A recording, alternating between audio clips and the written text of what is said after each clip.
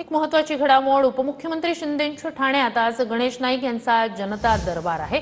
ठाण्यातील महाजनवाडी हॉलमध्ये थोड्याच वेळात हा जनता दरबार भरेल। नाईकांच्या जनता दरबाराआधी भाजपकडून जोरदार पोस्टरबाजीही करण्यात आलेली आहे, बॅनरबाजी करण्यात आली आहे। मंत्री आणि भाजप नेते गणेश नाईक पालघर जिल्ह्याचे पालकमंत्री आहेत। सोबत मंत्री महोदय गणेश नाईक सर, तुमचा आज जनता दरबार असणार आहे, मोठ्या प्रमाणात लोक समस्या घेऊन येणार आहेत, काय सांगाल?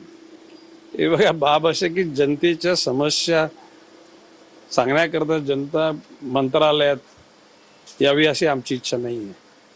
जनतेला त्यांच्या समस्या सांगण्याकरता जनतेच्या ज्या ठिकाणी सोयीची जागा असेल त्या ठिकाणी जावं।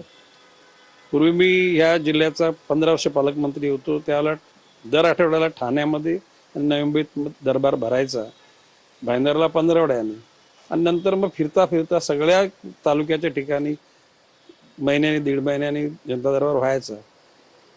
आता नवी मुंबईत जनता दरबार झाला, पालघरला झाला, आता हा ठाण्यामध्ये।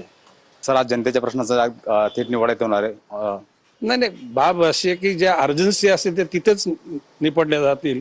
एरवी ते सगळे आलेली निवेदनं त्या खात्यांकडे दिली जातील आणि 15-20 दिवसामध्ये त्याची उत्तरं यावीत आणि पुढच्या 15 दिवसानंतर म्हणजे 1 महिन्यानंतर परत जनता दरबार होईल, त्यावेळेला त्याची उत्तरं मिळतील। सर, आता ठाण्याला झाल्यानंतर तुमचा जनता दरबार कुठे असणार, जेणेकरून लोकांना माहिती सुद्धा पडेल? आणि नाही, पालघरला आता म्हणजे नवी मुंबईत आता 28 तारखेला आहे नवी मुंबईमध्ये, पालघरला तर म्हणजे साधारण म्हणजे 15 एक जनता दरबार होणार आहे आणि भविष्य काळामध्ये ठाणे जिल्ह्यातल्या आणि पालघर जिल्ह्यातल्या प्रत्येक तालुक्याच्या ठिकाणी मी जाणार आहे।